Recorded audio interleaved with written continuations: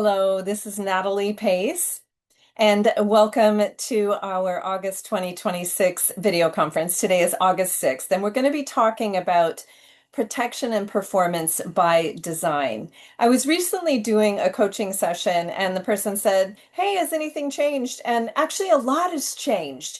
But over the course of us having coaching sessions 2 or 3 times a year, it may feel a little bit more subtle than it is.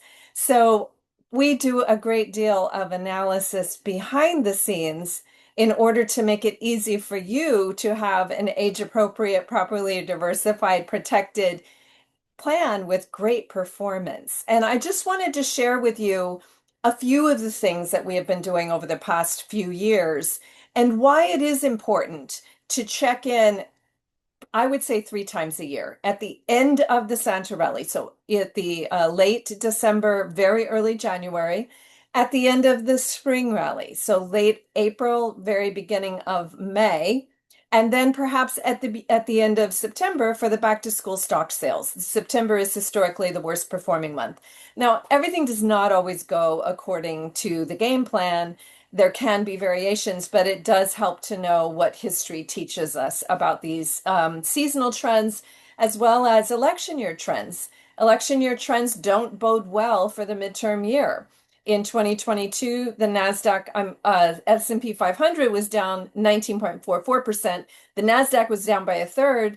Tesla lost 67%. A lot of the Magnificent Seven was between 50 and 67% losses. Bitcoin dropped 67%. So, and that was in 2022. 2018 was another down year. So it is important to understand age appropriate, properly diversified. Should I overweight safe or not? All of these things are key. And I'm going to talk to you about the pivotal moments when we have made adjustments and those adjustments that we made, and also ones that we're looking forward to on the horizon. So as a few examples, we do have, we were noticing the trend in copper many years ago. Originally, we had Chile, and then we had to switch out of it because Chile has nationalized all of their copper mines. So it was important for us to switch over, and we did. We moved a number of years ago into Peru. Peru has been a super performer, far above the price of copper itself. So we were saying, hey, if you like copper, because it is used in all things energy these days, Peru is probably the best bet. They're the second largest exporter in the world behind Chile, but they don't have the nationalized mines. Copper went up 53% over the last year. That Peru ETF that we featured is up 169%. That's over the 3-year period. Also, in terms of income, so a lot of people are saying, hey, I do want to earn income. I can earn about 4% right now. We're saying yes, but not really in the United States ETFs. You could potentially in the US Treasury bills. We'll talk about that in just a moment because we actually prefer short-term select, and I mean very select, like Magnificent Seven minus Tesla, short-term corporate bonds over the US Treasuries. There are reasons why. I'll talk about that in just a moment. But if we're talking about dividend funds, so stocks, right, that are going to give you a dividend, we were saying you're going to get actually a lower than 4% income in the United States. Most of the dividend funds are under 2%. So you're getting a less percentage. The Peru fund was offering a great dividend. It's still above what the US is offering. And you had, the fund double. So you were getting capital appreciation and the income. We also had another country that actually has lower risk because it has a higher credit rating than the United States. And it was also offering a double the income that the US was giving. There's another country, a lot of people, when you say I'd like country diversification, they either give you China, which has been a super underperformer because mainly the US whales are not that interested in China these days. And also they'll give you Europeans. Right? And the European countries are having the same challenges that the US, which is slower growth with a very large amount of debt and aging populations with under replacement birth rates. So we had found a country that actually soared to the highest. It's number three in the entire world. That's, over 100 different countries in terms of GDP per capita. It wasn't like this a decade ago. But it has become like that because it has become the major hub for all of the Magnificent Seven in Europe. So we were selecting that particular country, and that is one that is not very well represented in most managed plans when you ask for country diversification. Again, usually you're getting China and Asia Pacific, which are underperforming, as well as Europe, which is also underperforming. So then that takes us to, and I'll show you, I want to just show you because it's not just that I do this in the video conferences or in my coaching. We are covering this in every single retreat, right? Every year, what's hot and what's safe changes. And I am doing a lot of rigorous analysis behind the scenes to make it easy for you. We say, okay, these countries are hot. There's a lot of work that goes into selecting that. And as an example, we have to monitor it because copper is called Dr. Copper. If the economy slows down, or especially if it contracts, then copper is the first to go plummeting, right? And so we have to keep an eye on that because if copper prices plummet, then our Peruvian stock, it's time to take that off the hot countries list. It's time to take that out of our hot slices. So we always are having to keep track of this. Now, I just did a complete analysis of all of the countries that we have liked over the few years. And again, all of these things that I'm talking about are blogs. I'm going to link to these blogs in the description section on the YouTube channel. Here's the Hot Countries blog, and it was updated in March, so not that long ago. And we did find the same hot countries that we like, or that we would like in the retreat. Now, the next retreat is going to be in October. And absolutely, we'll be looking at this again in October. So we do look at it every quarter at the retreat itself. And I want to give you a couple of other examples before I move into fixed income. Let's talk about HOTS because, Peru was definitely very hot, but so was silver. Now, silver is still way up from what it was 2 or 3 years ago, but it has retracted. It hit a high of over $120 in January, and it has got pulled down by 50% since then. So you might say, oh, well, how do I do that?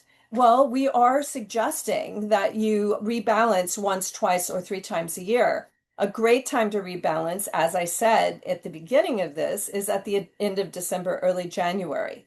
Also at the end of the spring rally, early May, right? So if you're doing that, then you're going to be, staying on the right side of the trade. And instead of watching it shoot the moon and one slice becomes three slices because it did triple, you're able to capture those gains high. And then if you're one slice of silver because you sold two slices and you've kept the money, goes down by half, you can buy more at a lower price if you are still thinking it's hot. And we do.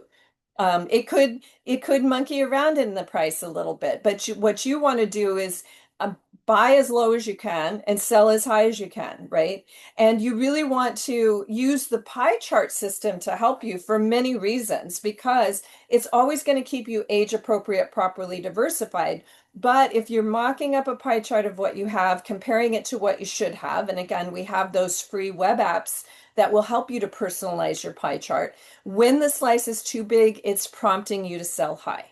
When the slice is too small, it's prompting you to buy low. Now, if you're just looking at the brokerage statements and you're not actually looking at those charts, you're going to be prompted to do the opposite. And we do see that even in my coaching clients. I'm like, why are you buying silver in February? That person, I know what they were doing. They were also selling because maybe we had had a coaching session and I said, the pie chart's indicating that you should be selling high. But they probably were also looking at their brokerage statement, getting super excited for that green light. You earned 200% gains, right? That means you tripled your money, and they were buying more at the high price. So remember that if you do not pull it off the brokerage statements, your emotions are prompted to do the opposite of what you actually should be doing, of what the whales of Wall Street do. Another one is silver. Now, in 2024, we called Bitcoin our investment of the year, but at the same time, in that exact investment of the year blog, I said that we have seen major crypto winters in this certain cycle. And I said that probably the high would be hit in 2025, somewhere between summer and fall, and that after that, we could hit a crypto winter. That halving trend cycle has been happening like 3 times already. It's really entrenched. Also, we see that when stocks fall, crypto falls. So that is something that I have been warning repeatedly for folks, right? So again, here, and I'm going to link to this so that you guys will be able to read it back yourself. But are we headed for another crypto winter? This was issued on in November. The high for Bitcoin was in October. So if you are being religious about reading my blogs, you are being prompted to do what we're telling you to do, right? Like I might be saying, hey, now's a good time to do your rebalancing. Hey, are we headed for a crypto winter? Read this blog if you own any kind of crypto or Bitcoin. Another thing that we encourage is overweighting or underweighting safe. And again, a lot of rigorous analysis goes into this. Now, I want to give you a couple of examples. In 1999, when I started my business, I was the least popular person at the Christmas parties because everybody was saying, I'm a millionaire. I made so much money on my AOL. And I was saying, why don't you sell high? Why don't you sell high? We're probably headed into something not so good. After 8 years of prosperity, usually you have, a little recession. And there were other indicators, 5 years cash negative in dot coms. Well, a lot of those people did not listen to me. And in fact, that's how I started my business, was because they remembered that I was saying that in 1999. And then in November of 2002, a lot of the women in Santa Monica, many of which are very high profile and very wealthy, they said, our husbands and our brokers lost all of our money, and we need you to teach us what you know. That's how I started in this business, right? But it was a lot of rigorous analysis that made me step out of all of the fever and say, you know what? Guess what? I tripled my money between August of 2001 and December of 2001. And guess 911 was 1 month after I had gone in, but I had gone in so low. That's what a lot of people don't realize.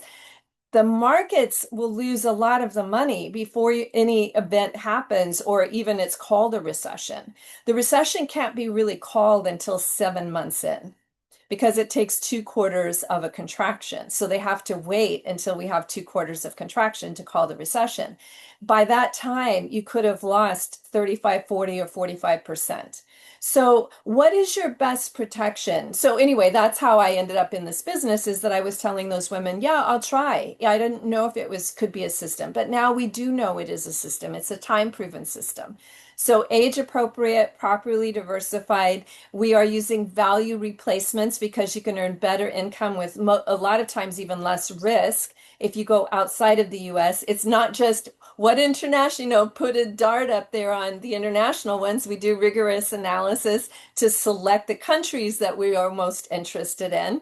Then we're saying, what about HOTS? Now, I have sample HOTS that we like at each retreat, and we look at those. If you have something that you think is hot that's not on our list, we'll take a look at it. We'll show you how to analyze it, at least the bare minimum of it. And you can go from there, right? But the beauty of the system is that it's going to limit your exposure. Instead of you betting the farm on Boxable or something else that you think is hot, mini homes or whatever, you're going to limit it to a slice. If it's an individual company, we say don't even consider it your nest egg, consider it Vegas money. So these are some of the ways. And again, now it may sound more complicated, but it isn't. It's literally keep a percent equal to your age safe. And we're going to talk about whether you should overweight or underweight safe in just a moment. Diversify the at risk, so your stock funds, into 10 slices. right? And those slices should be diversified by small, medium, large, value, and growth. That's going to make up six, and then four hots. Now, again, I'm featuring hot companies, or if you think something's hot, I'll feature it probably in a blog. If we've already covered it, I'll show you that as well. I had a SpaceX warning. Of course, since SpaceX hit the big boards, it's gone way down, right? It's not that it's not a great company, it was way overpriced, and there were a lot of insiders that were ready to profit at Main Street's expense. So, again, a lot of analysis behind a simple strategy. So what about the overweighting safe? The reason that we overweight safe or underweight safe is based on what we see on the horizon. And that is based on a lot of different, I'm not doing all of the analysis. A lot of times I am reading, what I'm doing is I'm aggregating, I'm not doing all the data. I am doing the analysis, but I'm not doing all the data. I'm aggregating a lot of great data that is provided out there. Projections from central bankers on what they think the GDP growth is going to be, and here's why. And as an example, in 1999, as today, we were overweighted 20% safe. And the reason for that had a lot to do with the same things that are going today. We already thought that 2020 was going to slow down even before we knew we were in a pandemic. And the prices were elevated, very high equity prices, and we had way too much debt and leverage. Now, so we were overweighted safe. What does that mean? If you're 50 and you're overweighted 20% safe, you have 30% at risk. If 30% of your portfolio falls by half, you only lost, like 11%. So that could have been made up with the income you're earning on that 70% safe. You might not have lost anything. In the pandemic, between February 19th and March 23rd, 2020, stocks dropped about 35%. We were getting love letters from people that had overweighted safe because they weren't worried. I became the most popular person out there with those people who were not following ours because they were fed up with what their plan looked like. They thought that they were better protected than they were. And then when they saw that they had lost, 25, 30, 35% of their wealth, right? They were freaked out. And especially because you didn't know how long it was going to last because it was a pandemic and everybody was freaked out about it. Lockdowns, all this sort of stuff. So that is why when we see too many headwinds that we overweight safe, because if you keep your money when everybody else is running around selling low, you're able to actually take off that overweight safe and buy low and make a lot of money. Now, in 2021, what was happening is we saw, and I'll show you even the blog that I issued, about the mid part of the year, I think it's right about here. Yeah, I issued a blog and I said, hey, we're expecting GDP growth to be 7%. We haven't seen that in the United States in decades. This is going to be a gangbuster year. Take off that overweight safe and lean into equities. Now, after the dot-com recession, when the NASDAQ dropped 78%, right? $1 million goes to $220,000 when most people, that's why those women came to me. Hey, you got to teach us what we know. Our husbands and our brokers lost so much money. If you have overweighted safe again, right? And I had encouraged people to do that in 1999, then you're in the position to buy low and can make a lot of money, as I did in 2001. By 2002, October, that was the low of the NASDAQ. We started seeing those same signs that the economy was going to do great in 2003. Google was preparing their IPO. There was just a lot of things, a lot of recovery happening. And so I issued a blog at the beginning of 2003, at late 2002, and I said, not only should you act your age, I would back up the truck, particularly in the NASDAQ, because that's the one that's really a good price. The NASDAQ earned 55% in 2003. So again, it's rigorous analysis to make it easy for you to have performance and protection. And I just wanted to give you some of the behind the scenes peek why we chose Peru, not just copper, right? Why we chose Bitcoin as the investment of the year in 2024 and then warned about a crypto winter. Again, I think I might have that blog where it was 1 month right after crypto hit its high. So again, the high for Bitcoin was right there in October, 126,000, and our warning about the crypto winter was November. So you could have, even if you weren't really paying enough attention to the blog that we wrote in 2024, and we reiterated it in 2025, and even before that November blog, that's the reason why I'm going to encourage everybody to be sure you're following me on social media because I can't hit you with every little detail. Like I try to limit, I know that we've been a little bit more active this past couple weeks, but I try to limit our email emissions to you about once a week, maybe twice a week. I don't like to do it more than that. But I have money tips daily. So I would just suggest that you are following me on Facebook and if you're on X and if you're on Instagram or TikTok. TikTok is less because mostly it's only videos there. So sometimes I'm just posting a photo, although they do have that photo functionality, but I haven't been doing it. I haven't been as religious about it, just honestly. LinkedIn, etc. And obviously do follow me on Substack and YouTube as well. We are overweighting safe in our sample pie charts. We're overweighting 20%. Why? Because of, oh, I didn't talk about this, and I think we should. There is a little, it's not yet a crisis, but there are concerns about the liquidity of our treasury bond market. I did pen a blog about this, and I said why I prefer select corporate bonds to treasuries. So we are in our fixed income, we're keeping the term short and the credit worthiness high. We have a few other scrims that we're using. So I do recommend, even if you attended a retreat a year ago, that you get caught up on that. Um, it's I would just say with the amount of debt in the world, with the amount of leverage, and it's not just in the United States, because there's a saying, if the US sneezes, the world catches a cold. So it's not just here, it's a lot of debt everywhere in the entire world. And I would just say that it's really important to not have too much paper to understand that hard assets will retain their value best if we hit a contraction or a recession. You still need to have liquidity. You want to have liquidity, and I'm preferring those corporate bonds. You can read the whole blog because the companies the select, very select companies that we are thinking might be a better idea to loan money to than maybe heavily indebted entities like sovereigns like the United States, older corporations that tend to have a lot of debt and leverage. They have these companies that we are interested in loaning money to. Most of them have very high year-over-year sales growth. They have a treasure trove of cash on hand. They have very high profit margins, and they are selling us things that we really can't live without in today's world. Okay, so I do want to say goodbye to everybody and thank you for joining me today. As a reminder, we are doing our Financial Freedom Retreat online, so you can attend from anywhere. It is the life math that we all should have received in high school.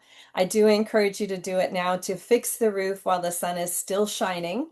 The stocks just hit an all-time high again a few days ago, so now is the perfect time to know what you own and to capture gains at an all-time high and to make sure that you truly are safe, protected, hot, and diversified. And again, when things head south, that's when most people think about fixing it, when it's broken. When it comes to your money, if you've lost 35%, it's not fun to fix it then. It's better to make sure that you fix the roof while the sun is still shining, that when things are at an all-time high, that you keep your money, you keep the wealth, and that you have a plan that makes sense to you. So I offer that in an unbiased second opinion of your current plan. So if you're a busy professional, even if you have a managed plan, I strongly encourage you to consider that. It's through my private coaching. email info@nataliepace.com or call 310-430-2397 to learn more about that. It's a very rounding error of what you're spending on your managed plan, and most managed plans do what the markets do. So you'd be very happy with your certified financial planner right now, and if stocks head south, then you might not be as happy. So better to fix the roof while the sun is still shining and know where you're overexposed or some things that are a real problem, because you can still fix it when the markets are so liquid as they are right now. Less liquidity in certain areas like the long-term bonds and the treasury bonds and notes. So again, Natalie Pace. I'm Natalie Pace on YouTube and Substack, nataliepace.com. Email is info@nataliepace. This is a free video conference and podcast, so share it with your friends. Follow me on social. Do consider getting that unbiased second opinion while stocks are still high, and you can capture gains at an all-time high. And I look forward to seeing you soon. Strawberry dreams riding in white limousines, dreaming on strawberry fields lying in peaches and cream, chocolate kisses taste so delicious when you dream. Strawberry dreams are champagne on ice. It's cheap wine in a borrowed glass. It's a long, long way to paradise. Hey. There was one question that came in, and I'm going to stop the video here so I can pull it up, so I can pull up the website and show you. I wanted to use this one as an example for all of us to learn from. Okay, so I'll show you the question that came in. So basically, this person had received an email from Dan, the CEO of Mode Mobile, and he was basically asking her if she wanted to invest in pre-IPO. So, a couple of things. The first red flag is the email. Also, why pre-IPO and why you? So it was funny because I have a friend, and he is the son of a very, very successful and wealthy banker in Germany. And a few years ago, he sent me an email about investing in something pre-IPO that he was doing.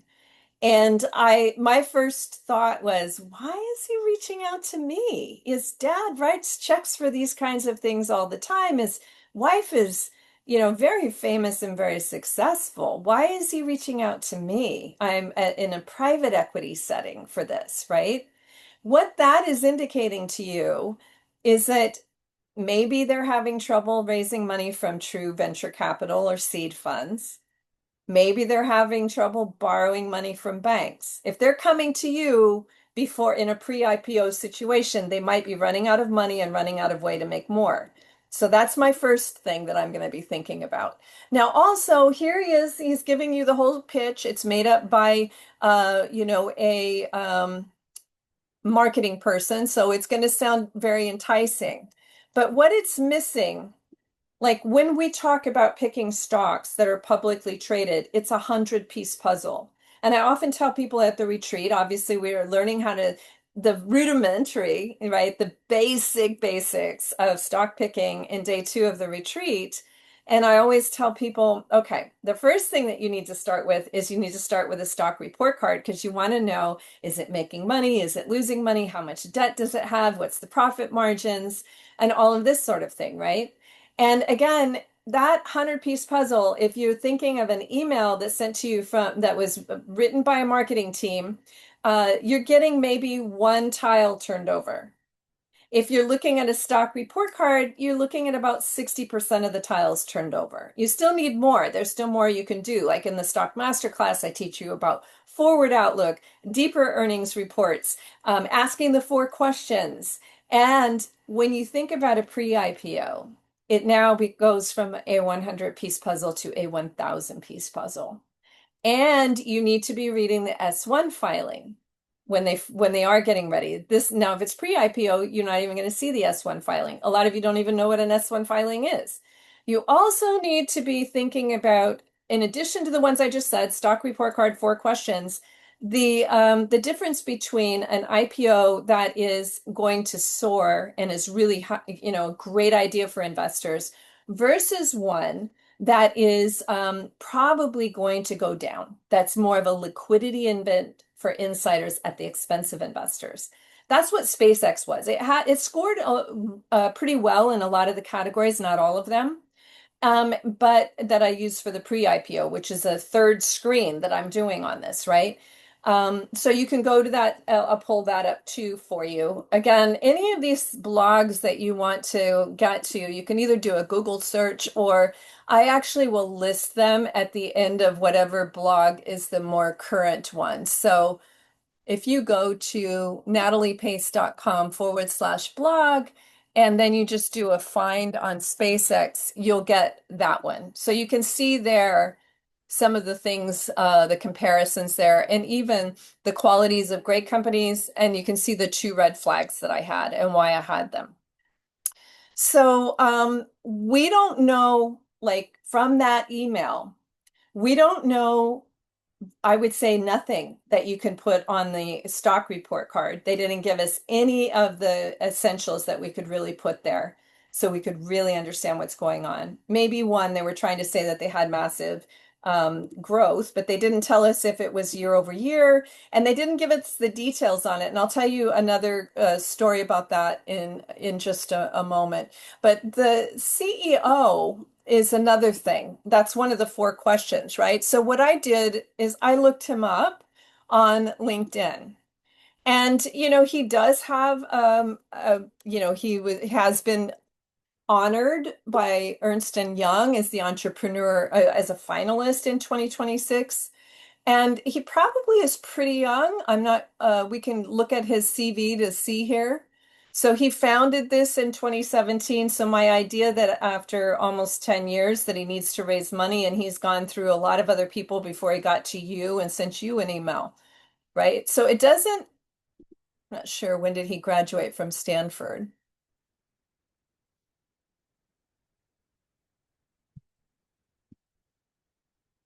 Hold on. 2024 was when he graduated from Stanford and he got his bachelor's in 2011. So he is a young CEO, right? Now he has had this company for 10 years, but again, a lot of the indicators that I would have about him are are more red flags. The other thing that I'm a little concerned about is that the business model and Groupon, it looks a little bit like when I warned about the Groupon IPO. So Groupon was actually doing a lot of financial engineering in their S1, and what they were trying to convince investors is they were talking about the amount of the value of the products that they were selling rather than the amount of money they were receiving and how small amount it was actually profit for them. So they were saying, a lot of times what they would do is they would take something that's worth $100 and they would sell it to you for $60 and they would still be giving a boatload of that back to the company. Well, they were saying that $100 sales was something you should be thinking about rather than the $60 in revenue that they were receiving, of which a lot of it was passing through back to the company. So I would just be a little careful there because we don't know what their P&Ls really are and what their profit model is. My guess is it's probably not profitable, hasn't been for the entire 10 years. That is a red flag. So I'm not going to go down the rabbit hole any further on this particular one. It could be that and Groupon is something that was very popular with people. And most people, when they think of an extra $1,200, to sell more of themselves to companies that they're already mad that they have already got too much of their information, that's not going to be that attractive to. But there are going to be a group of people that will be attracted to that. How much money will they make on that group of people or on that product? That I think is a question mark. So pathway to profitability is a big deal. Right. And we even saw that with SpaceX. What is their true pathway to profitability? Can they get there? SpaceX has basically been cash negative for a quarter of a century, save 1 year that they were cash positive. So, yeah. So anyway, I hope you guys have a fabulous summer. But I would say that it is key we are overweighting safe in our sample pie charts. We're overweighting 20%.